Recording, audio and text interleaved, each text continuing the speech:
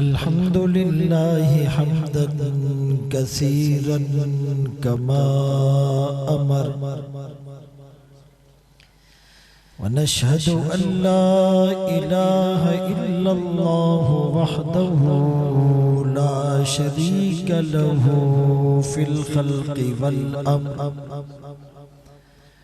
إرغاما لمن جحد به وكفر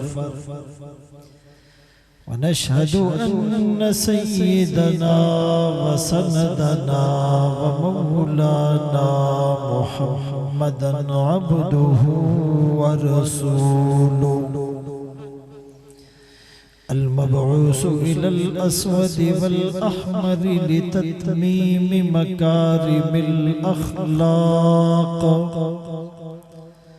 لا يخلق نبي ولا رسول بعد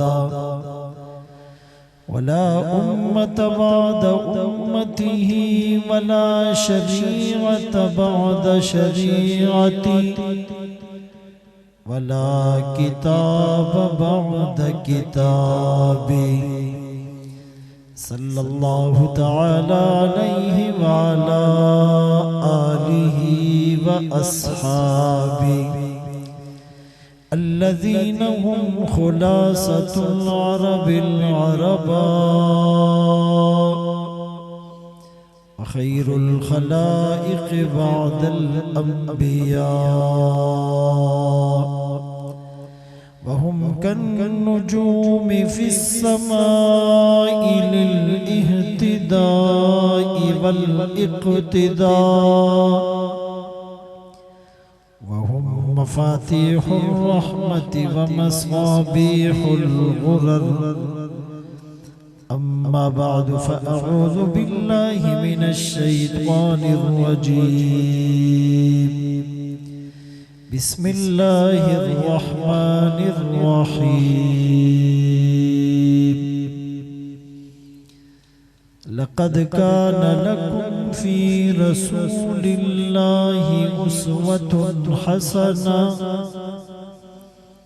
وقال النبي صلى الله عليه وسلم بعثت لأتمم مكارم الأخلاق صدق الله مولانا العظيم وصدق رسوله النبي الأمي الهاشمي المدني الكريم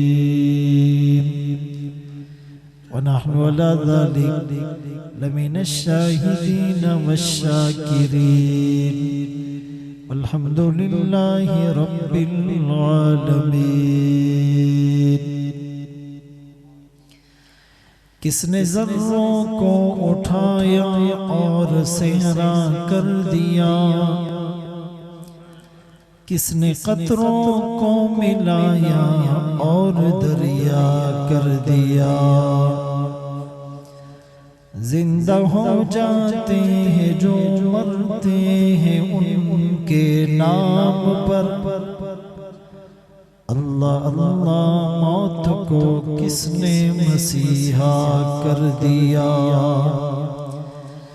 کس کی حکمت نے یتیموں کو کیا در یتیم اور غلاموں کو زمانے بھر کا مولا کر دیا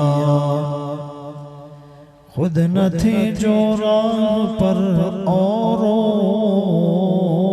کے ہاتھی بن گئے کیا نظر دی جس نے مردوں کو مسیحا کر دیا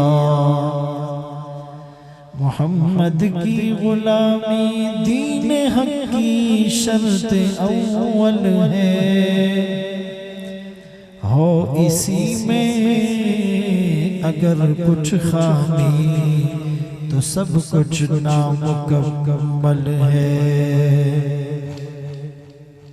واجب الاحترام عزیزان گرامی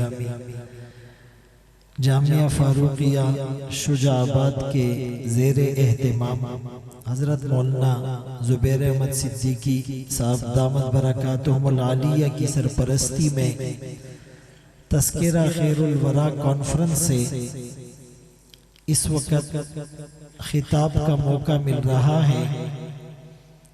رات آدھی سے زیادہ ڈھل چکی ہے، اس کے باوجود یہ بہت بڑا مجمع جس میں بچے، جوان، بوڑھے، علماء، طلباء، قراء، مبلغین، واعظین، ثناخان رسول، بزنس مین، نمازی، نمازوں میں سستی کرنے والے اگر موجود ہیں تو یہ صرف محمد الرسول اللہ صلی اللہ علیہ وسلم کی محبت میں،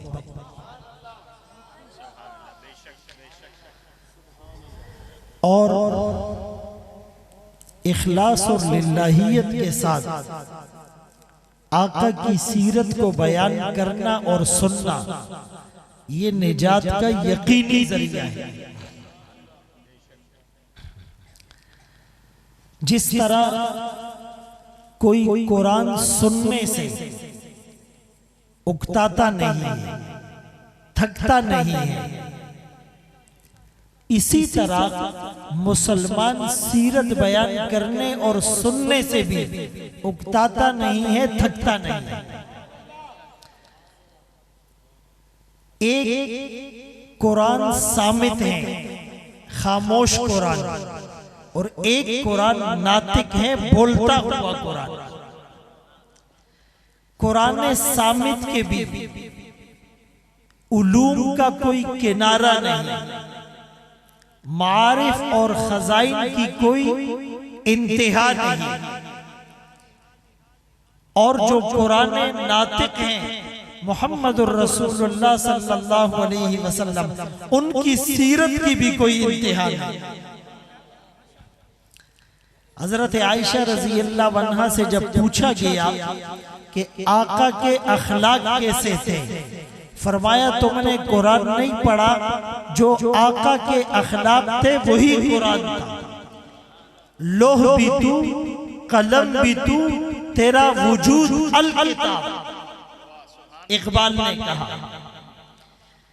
قرآن کریم کے بارے میں خود آمنہ کے لال عبداللہ کے نور نظر نے کہا یہ وہ کتاب ہیں فیہ نبأ ما قبلکم وخبر ما بعدکم وحکم ما بینکم القول الفصل لیس بالحزل من ترکہ من جبار قسمہ اللہ فمن ابتغى الہدایت فی غیری ازلہ اللہ حبل اللہ المتین الذکر الحکیم الصراط المستقیم لا تزیغ به الاہواء لا تلتبس به الالسنہ لا یشبع منه العلماء لا يخلق عن كثرة الرد لا تنقضي عجائبه وهو الذي لم تنتهي الجن اذا سمعته فقالوا انا سمعنا قرآنا عجبا يهدي الى الرشد فآمنا به من قال به صدق من عمل به اجر من حكم به عدل من دعا الیہ ہدی الى صراط مستقیم۔ یہ وہ کتاب ہیں جس میں پہلے والوں کے حالات بھی ہیں، بعد والوں کی خبریں بھی ہیں، درمیان والوں کے فیصلے بھی ہیں۔ یہ فیصلہ کن کتاب ہے، کوئی مذاق نہیں۔ جو متکبر چھوڑے گا اللہ ہلاک کر دیں گے، جو اس کے علاوہ ہدایت تلاش کرے گا اللہ گمراہ کر دیں گے۔ یہ اللہ کی مضبوط رسی ہے، یہ ذکر مستقیم ہے، یہ صراط مستقیم ہے۔ اس کے پیچھے چلنے والوں کے خواہشات میں کجی پیدا نہیں ہوتی، زبانوں میں اشتباہ پیدا نہیں ہوتا، علماء کو اس سے سیری نہیں ہوتی، طبیعت میں اکتاہٹ نہیں ہوتی، عجائبات اس کے ختم نہیں ہوتے۔ یہی وہ کتاب ہے جس کو سننے کے بعد جنات بے ساختہ پکار اٹھے، ہم نے ایسا عجیب قرآن سنا، رشد کی طرف، ہدایت کی طرف، سکون کی طرف، اطمینان کی طرف، خوشحالی کی طرف، کامیابی کی طرف، آسودگی کی طرف، پروسپیرٹی کی طرف، جنت کی طرف، حوروں کی طرف، نہروں کی طرف، دارالسلام کی طرف، اللہ کے دیدار کی طرف دعوت دیتا ہے۔ ہم اس قرآن پر ایمان لاتے ہیں۔ جو اس قرآن کی بولی بولے گا، سچ بولے گا، جو اس قرآن پر عمل کرے گا اس کو اجر ملے گا۔ جو قرآن کے مطابق فیصلے کرے گا، انصاف کے فیصلے کرے گا، جو قرآن کی دعوت دے گا اسے صراط مستقیم کی رہنمائی کی جائے گی۔ نعرہ تکبیر، عظمت محمد مصطفیٰ، صداقت محمد مصطفیٰ، شان قرآن، عظمت قرآن، نعرہ تکبیر۔ جیسے قرآن اور اس کے علوم اور معارف، خزائن اور دقائق، اسرار اور رموز لامتناہی ہیں، حالانکہ وہ قرآن صامت ہیں، تو جو قرآن ناطق ہیں اس کے علوم، اس کے معارف، اس کی صفات، اس کے محامد، اس کے محاسن، اس کی خوبیاں، اس کے انعامات، اس کی عنایات، اس کی نوازشات کیسے ختم ہو سکتی؟ یہی تو وجہ ہے 1444 سال سے سیرت پر کتابیں لکھی جا رہی ہے، قیامت تک لکھی جاتی رہے گی، کبھی ختم نہیں ہوگی۔ سب سے پہلے عروہ بن زبیر رضی اللہ عنہ نے کتاب المغازی لکھی، پھر ابان ابن عثمان ابن عفان رضی اللہ عنہما نے کتاب المغازی لکھی، پھر عمر بن عاص رضی اللہ عنہما نے سیرت پر کتاب لکھی، برا ابن عازب، ابو ہریرہ رضی اللہ عنہ، ان تمام لوگوں نے، اور قاضی عیاض نے جب الشفاء بتعریف حقوق المصطفیٰ لکھی، اس میں نبی کے شمائل کو ذکر کیا۔ علماء نے لکھا کہ جس گھر میں یہ کتاب ہوگی اس گھر پر جادو کا اثر نہیں ہوگا، جس گھر میں نبی کے شمائل والی کتاب ہو جادو اثر نہ کرے، جس گھر میں نبی کی سنتیں ہوگی وہاں جادو کیسے اثر کرے؟ نبی کی سیرت 3 حصوں پر منقسم ہے۔ ایک دلائل النبوہ، جس کو علامات النبوہ بھی کہتے ہیں، جو نبوت ملنے سے پہلے وہ ارہاس، جو نبوت ملنے کے بعد وہ معجزات۔ پھر دوسرا ہے شمائل النبوہ، نبی کی صورت، نبی کی سیرت، نبی کا کردار، نبی کا گفتار، نبی کے بول چال، نبی کا کھانا پینا، نبی کا سونا جاگنا، نبی کا چلنا پھرنا، نبی کا اوڑھنا بچھوڑنا، نبی کی خلوت جلوت، نبی کا دن رات، نبی کی صبح اور شام، نبی کی شادی اور تجارت، نبی کا بچپن اور لڑکپن، نبی کی جوانی اور دنیا سے پردہ فرما جانا، نبی کی نماز اور تلاوت، نبی کا ذکر اور دعا، نبی کا حج اور عمرہ، نبی کی تبلیغ اور نبی کا جہاد، نبی کا دیکھنا اور بولنا، نبی کا سننا اور پکڑنا، نبی کا سونگنا، نبی کے معاملات اور معمولات، اس کو شمائل النبوہ کہتے ہیں۔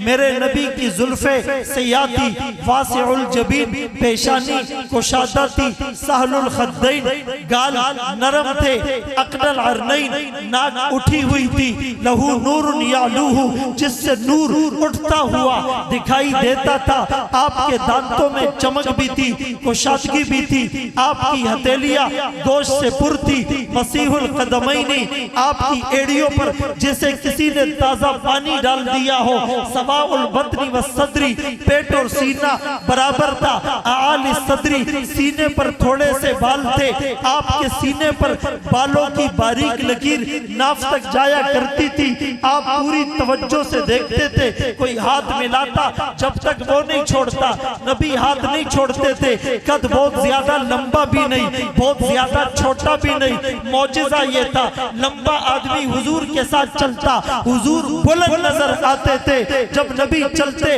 گویا کہ اترائی سے اتر رہے ہو، نبی سوتے ہوئے بھی بہترین انداز سے سویا کرتے تھے، کسی بات کو 3 دفعہ دہراتے اچھی طرح سمجھ آ جائے، رات کی تاریکی میں آپ مسکراتے، دانتوں کی چمک دیوار پر پڑتی، گھر روشن ہو جاتا، نبی کی اس شمائل کو بیان کرنا یہ شمائل النبوہ ہے۔ اور تیسرے نمبر پر احوال النبوہ، اس میں 3 حصے ہیں، ایک نبی کی ولادت سے بعثت تک یہ جو 40 سال تھے، اور دوسرا نبی کی بعثت سے ہجرت تک جو 13 سال تھے مکی، اور پھر نبی کی ہجرت سے پردہ فرما جانے تک یہ 10 سال مدنی تھے، اس کو احوال النبوہ کہا جاتا ہے۔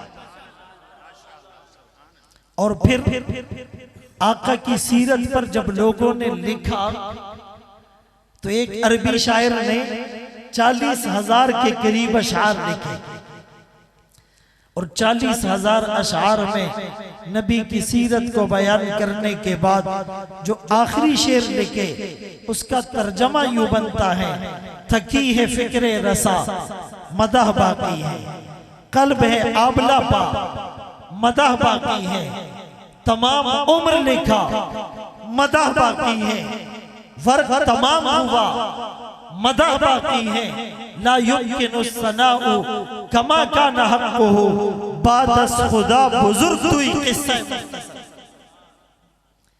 اقبال نے قلم توڑ کر کیا لکھا، کی محمد سے وفا تو نے تو ہم تیرے ہیں، یہ جہاں چیز ہے کیا لوح و قلم تیرے۔ اور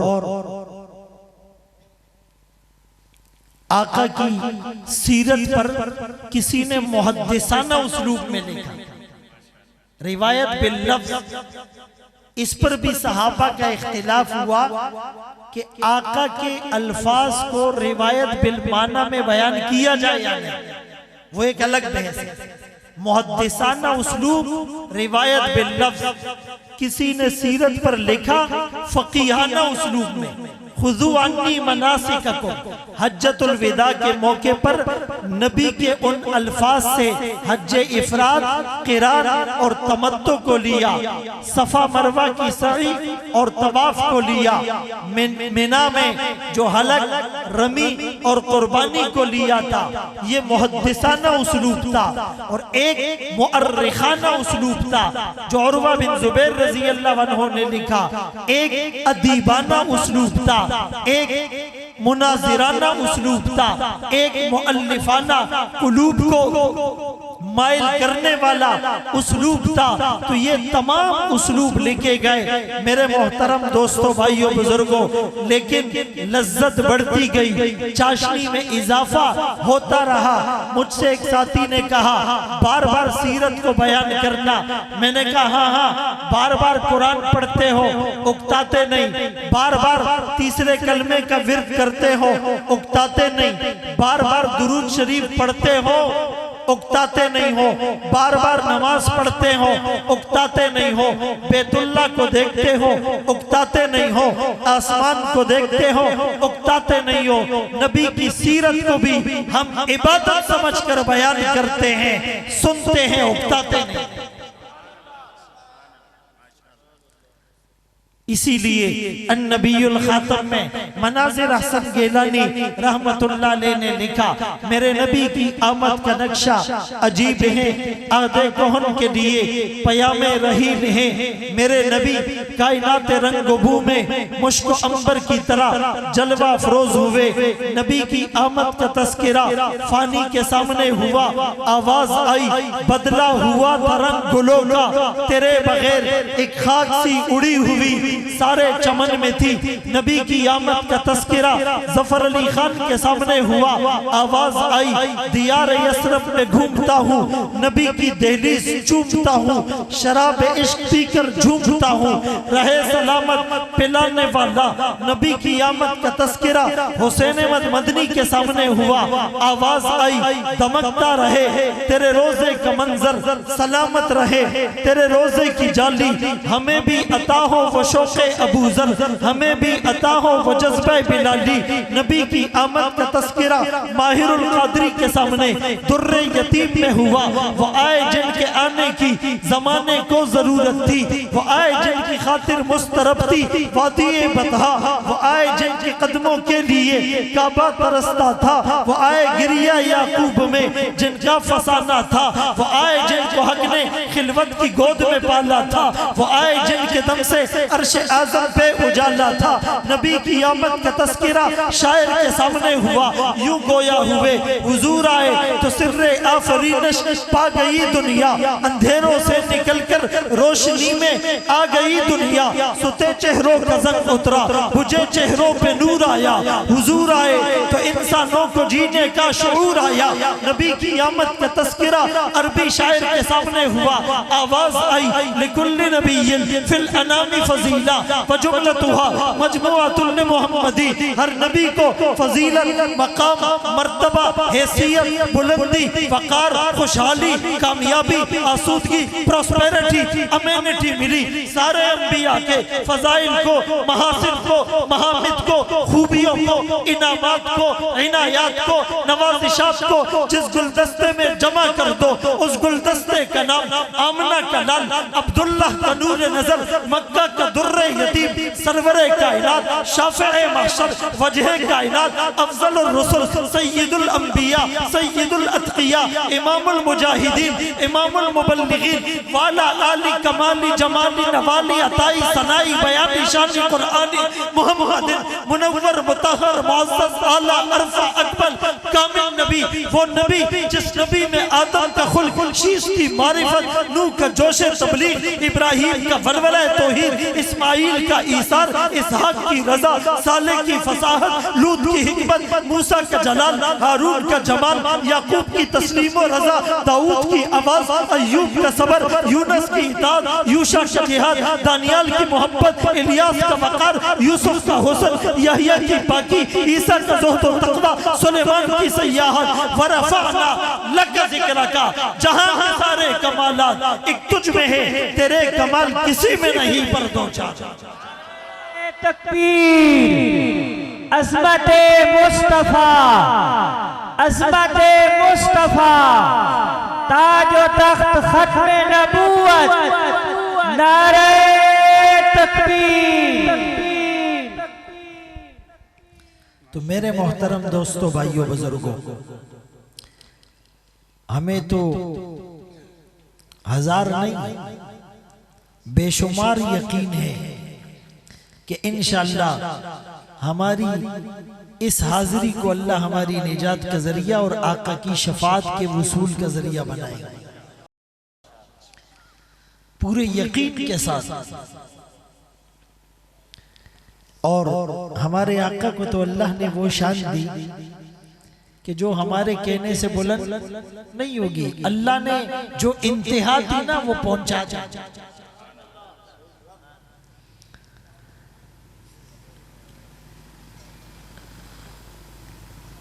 بدر میں کتنے صحابہ اترے تھے؟ بولو، آہستہ بولو، کوئی سن نہ لے۔ 313۔ اور آقا نے دعا کیا کی تھی؟ اے اللہ، اگر یہ لوگ نہ رہیں تو زمین پر آپ کا نام لیوا، آپ کا نام لیوا۔ حالانکہ اس وقت تو اہل کتاب بھی ہوں گے، اللہ کو ماننے والے بھی ہوں گے۔ یہ جملہ کیوں کہا؟ اشارہ کیا تھا؟ اشارہ یہ تھا کہ اب دنیا سن لے کہ اب قیامت تک اگر اللہ کی وحدانیت یا نبی کی رسالت معتبر ہوگی، وہی ہوگی جو محمد الرسول اللہ کی ہوگی۔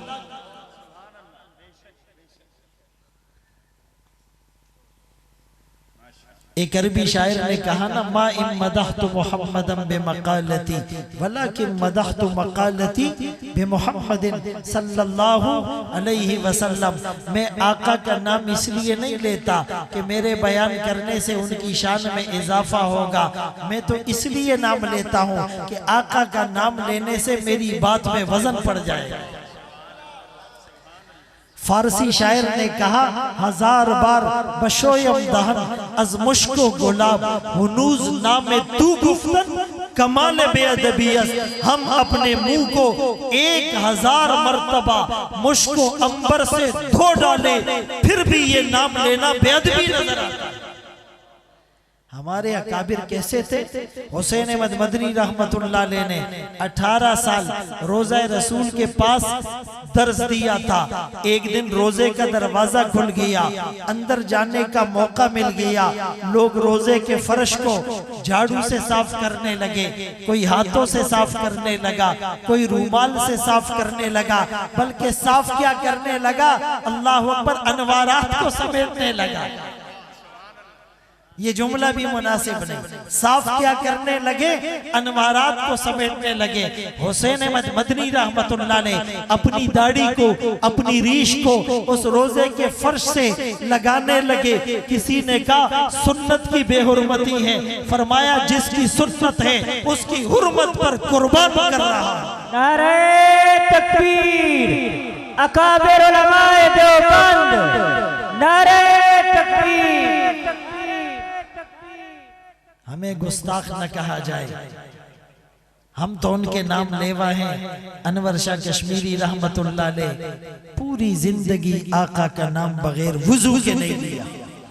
پوری زندگی آقا کا نام بغیر وضو کے نہیں لیا.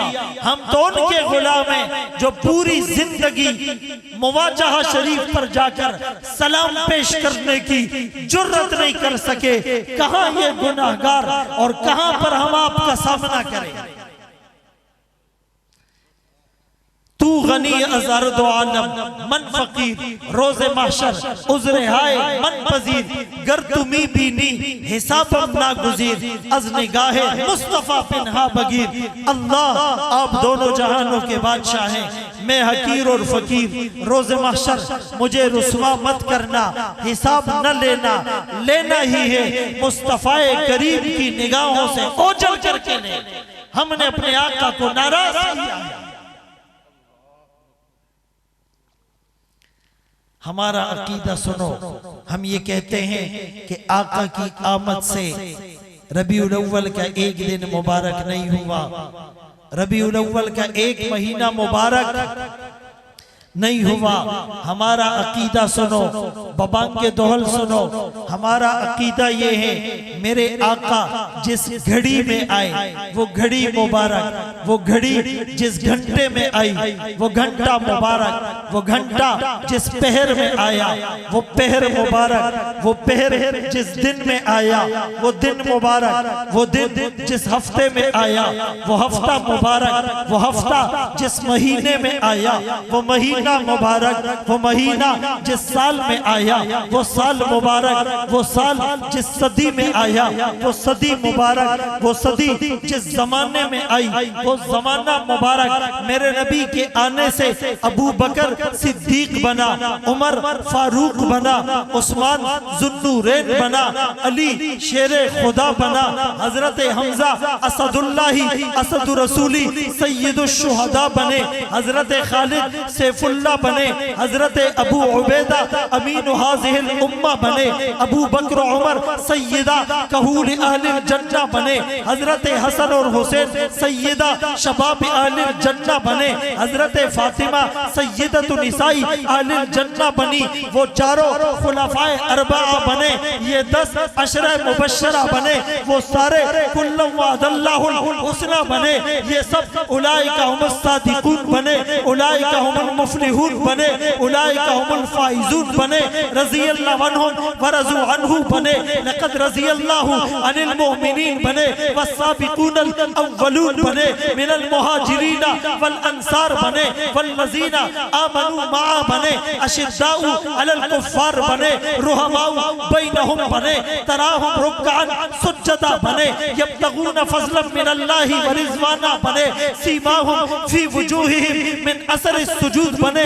नबी के आने से मक्का मुकर्रमा बना, मदीना मुनव्वरा बना, आसमान को बुलंदी मिली, जमीन को उरूज मिला, चांद को चांदनी मिली, सूरज को किरणें मिली, सैयारों को जुर्मत मिले। पूरी कायनात में जो दुनिया ने रिफ़अतें देखी है, मोहम्मद अरबी की बरकत से देखी।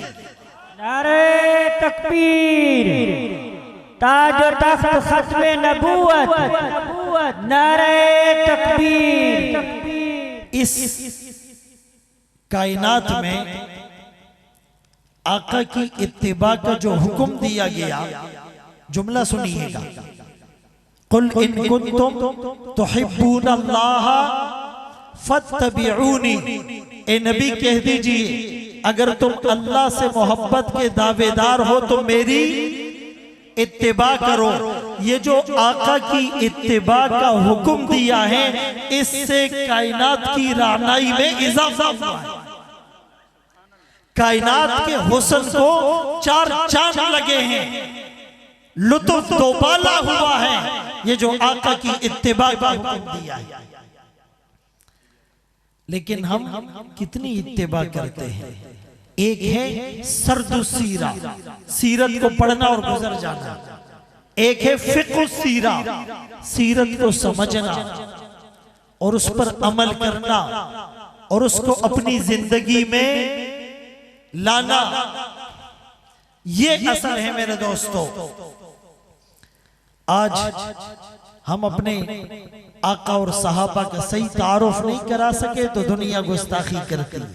पूरे वसूख से बात कह रहा हूं, अगर मुसअब बिन उमैर की तरह हम तारुफ कराते, आज कोई नबी की शान में गुस्ताखी न करता। सिद्दीक अकबर रज़ी अल्लाह अन्हु की तरह कोई पे करे, नबूवत बनते, उसकी मिसाल बनते, तो कोई गुस्ताखी नहीं करता। आज हम दूसरे ममालिक में जाते हैं तो मुसलमान से सवाल होता है, आर यू मुस्लिम, क्या आप मुसलमान हो? वो सवाल क्यों करता है? कहीं से भी ये मुसलमान लग रहा नहीं। सर के बाल, हेयर स्टाइल अंग्रेजों वाला, चेहरे पर सुन्नत नहीं, बदन पर सुन्नत लिबास नहीं, आंखों में हया का सुरमा नहीं, जबान पर कुरान की तिलावत नहीं, हाथ में तस्बीह नहीं, जेब में मिसवाक नहीं, सीने से लगा हुआ कुरान नहीं, मुआमलात साफ नहीं। एक नौजवान लड़के को एक काफिर लड़के के साथ खड़ा कर दो और पहले से हम दोनों को नहीं जानते, कोई फर्क कर सकता है मुसलमान कौन है काफिर कौन? एक नौजवान फैशनेबल मॉडर्न लड़की को एक काफिरा लड़की के साथ खड़ा कर दो, पहले से हम दोनों को नहीं जानते, कोई फर्क कर सकता है मुसलमान कौन है? मोहल्ले में दो शादियां, एक मुसलमान के घर, एक काफिर के घर में, हम पहले से दोनों को नहीं जानते। सच बताओ, कोई शादी देखकर फर्क कर सकता है ये मुसलमान की शादी है ये काफिर की? इकबाल ने इसीलिए तो कहा, शोर है हो गए दुनिया से मुसलमान नाबूद। हम ये कहते हैं थे भी कहीं मुस्लिम मौजूद, वज़ा में तुम हो नसारा तो तमद्दुन में हुनूद। ये मुसलमान है जिन्हें देख के शर्मा यहूद। मेरे मोहतरम दोस्तों, आज अबू बकर, उमर, उस्मान, अली नाम रखकर शराब नहीं पीते, जिना नहीं करते, कत्ल नहीं करते, रिश्वत नहीं लेते, सूद का लेन देन नहीं करते, मिलावट नहीं करते, झूठ नहीं बोलते, झूठी कस्में खाकर माल नहीं बेचते, ऐब छुपाकर माल नहीं बेचते। हमने तारुफ सही नहीं कराया। तारुफ सही होता तो गांधी ने, कांग्रेस के गांधी ने उस जमाने में इंडियन अखबार हरिजन को कहा था कि मैं आज अपने हुक्मरानों को, अपने मिनिस्टर्स को अगर मिसाल दे रहा हूं, अबू बकर उमर की दे रहा हूं कि उन जैसी खिलाफत किसी ने कायम नहीं की। مارٹن رنگز ایک انگریز تھا یوکے کا، مسلمان ہوا، اس کا نام ابو بکر سراج الدین تھا۔ اس نے کتاب لکھی محمد صلی اللہ علیہ وسلم۔ اس نے لکھا his life is based on earliest resources۔ کیروان آرمسٹرونگ ایک ویسٹرن مورخ تھی، ہسٹورین تھی، اس نے کہا کہ دنیا نے مسلمانوں کے نبی پر الزام لگائے، میں نے اس پر پی ایچ ڈی کی، ریسرچ کی، سٹڈی کی، اوپینین اور پکچر کی دونوں سائٹ کو دیکھا، اتنے سال لگ گئے، آج میں کہنے پر مجبور ہوں یہ ملیٹنٹ پروفیٹ نہیں، پیغمبر رحمت بن کر آیا ہے۔ مائیکل ہارٹ نے 100 عظیم شخصیات پر کتاب لکھی، پہلا نمبر محمد الرسول اللہ صلی اللہ علیہ وسلم کو دیا۔ لوگوں نے پوچھا یہ کیوں؟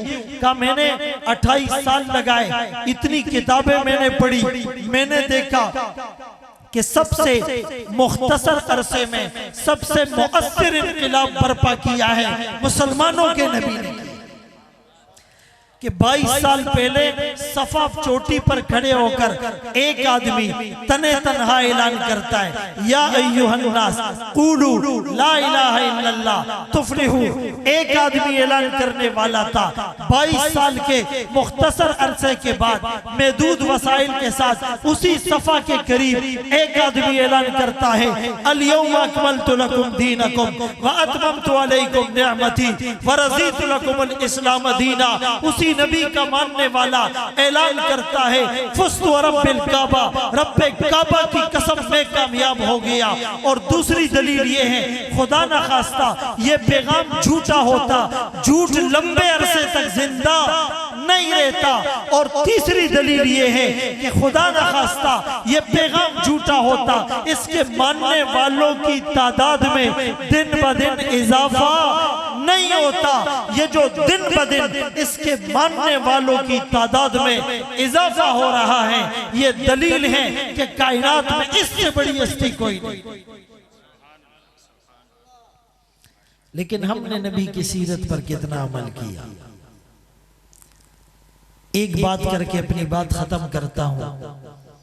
فرمایا المسلم من سلم المسلمون من لسانہ ویدہ، حقیقی مسلمان وہ ہے جس کی زبان اور ہاتھ کے ایذا سے دوسرا مسلمان محفوظ رہے۔ اس کی تشریح تو بعد میں کرتا ہوں۔ ایک جگہ الفاظ امنہ الناس ہے، مسلمان تو دور کی بات، عام انسان بھی اس کی زبان اور ہاتھ کے ایذا سے محفوظ رہے، بلکہ عام انسان بھی دور کی بات، جانور کو بھی وہ تکلیف۔ حسن بصری رحمت اللہ علیہ نے ان الابرار لفی نعیم، اس کے ضمن میں لکھا ابرار نیک لوگ کون ہیں؟ الذین لا یؤذون الذر ولا یرضون بالشر، جو چیونٹی کو بھی تکلیف نہیں پہنچاتے اور کسی شر پر راضی نہیں ہوتے۔ امریکہ میں ایک انگریز مسلمان ہوا، 36 قتل اس نے کیے تھے، جیل میں تھا، جیل میں قرآن کو سٹڈی کیا، مسلمان ہو گیا۔ بعد میں کسی نے انٹرویو لیا، اسلام لانے کے بعد کیا تبدیلی آئی؟ کہا اسلام لانے سے پہلے 36 قتل کیے تھے، انسانیت کی کوئی وقت میری نظروں میں نہیں تھی۔ آمنہ کے لال کے غلام بننے کے بعد اب قدم بھی رکھتا ہوں، احتیاط سے رکھتا ہوں، چیونٹی پاؤں تلے نہ دب جائے۔ وَمَا أَرْسَلْنَاكَ إِلَّا رَحْمَةً لِلْعَالَمِينَ۔ حبار بن اسود کون تھا؟ نبی کی لخت جگر۔ جو بیٹیاں ہوتی ہیں وہ جگر کا ٹکڑا ہوتی ہیں، وہ لخت جگر ہوتی ہیں، وہ آنکھوں کا سرور ہوتی ہیں، وہ دل کی دھڑکن ہوتی ہیں، وہ باپ کی رانیاں ہوتی ہیں، وہ رحمت ہوتی ہے۔ نبی کی بیٹی حضرت زینب کو اس نے نیزہ مارا، اونٹنی سے گرایا اور حمل ساقط ہو گیا۔ اتنا بڑا ظلم کرنے والا جب آمنہ کے لال کے سامنے آتا ہے، صحابہ اٹھ کر پکڑنے کا مارنے کا ارادہ کرتے ہیں، آقا روکتے ہیں، قریب بلاتے ہیں۔ حبار کہتا ہے ظلم بڑا کیا، نیزہ بھی مارا، گرایا بھی، حمل عمل بھی ضائع ہو گیا، وہ بھی دونوں جہانوں کے سردار کی بیٹی، لیکن میں بھاگنا چاہتا، بھاگ سکتا تھا، آپ کا رحمت للعالمین ہونا سامنے آ گیا، میں واپس آ گیا ہوں، غلامی میں قبول کر لیجئے، آقا نے معاف کر دیا۔ یہاں دشمن کو معاف کیا جاتا ہے، ادھر شوہر بیوی کو معاف نہیں کرتا، بیوی شوہر کو معاف نہیں کرتا، بھائی بہن کو معاف نہیں کرتا، چچا بھتیجے کو معاف نہیں کرتا، بانجا ماموں سے بدلہ لینے پر تلا ہوا ہے،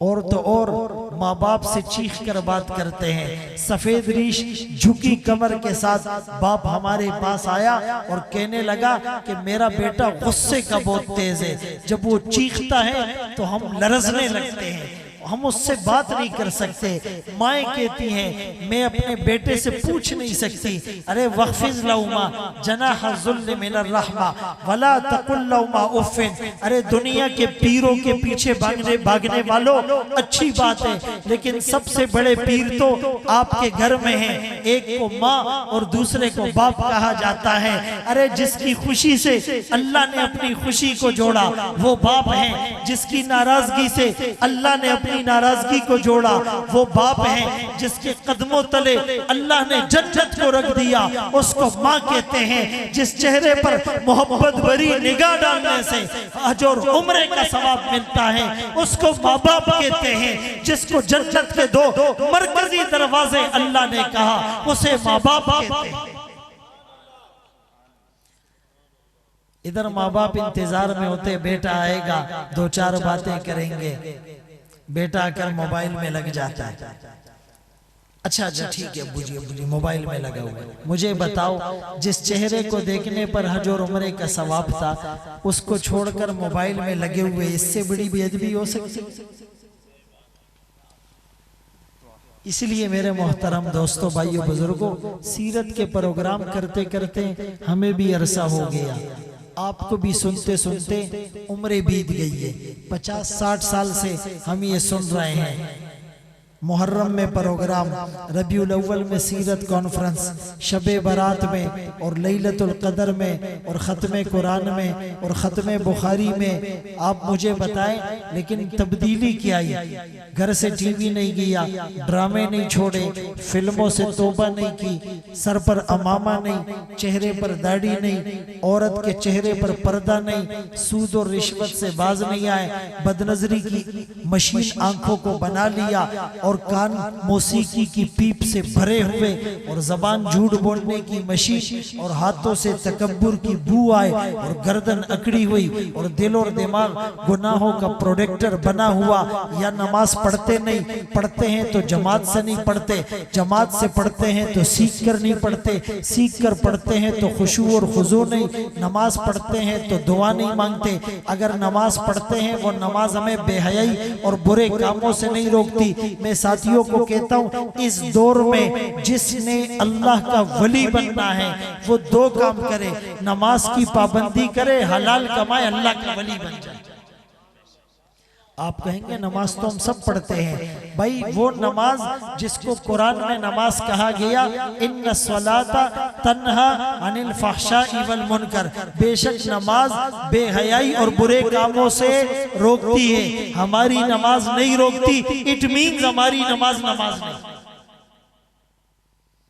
اور حلال کمانا، ہم کہتے جی شراب نہیں بیچتے بس ہم حلال کماتے، نہیں، ایک مثال آپ کو دے رہا ہوں، ایک آدمی مرغی کا کاروبار کرتا ہے، او جی میں تو حلال کام کرتا ہوں، بھائی یہ جو مرغی ہیں اس کو کون سا فیڈ دیا جاتا ہے؟ پھر اس مرغی کو ذبح مشین سے کرتے ہیں یا ہاتھ سے کرتے ہیں؟ پھر ذبح کرنے والا مسلمان ہے یا غیر مسلم ہے؟ پھر ذبح کرنے والا مسلمان تسمیہ اور بسم اللہ پڑھتا ہے یا نہیں پڑھتا؟ پھر چھری تیز ہے یا نہیں؟ پھر صاف جگہ پر ذبح کرتا ہے یا نہیں؟ پھر اس کی کٹنگ کسی کسی حرام جانور کے اعضاء اور اس کے پلیٹوں کے ساتھ تو نہیں ہوتی، اور پھر اس کے بعد وہ ہم سپلائی کیسے کرتے ہیں، اور ریٹیلر اور ہول سیلر کے ساتھ کیا معاملات ہیں، اور ذبح ہونے میں بڑے جانور کی 3 رگیں کٹی یا نہیں، اور 3 رگیں کٹنے کے بعد خون بہا یا نہیں، اور خون بہنے کے بعد جسم ٹھنڈا ہوا یا نہیں، اور ٹھنڈا ہونے کے بعد کھال اتاری گئی یا نہیں، یہ پورا ایک پروسیجر ہے۔ آپ کوئی بھی بزنس کرتے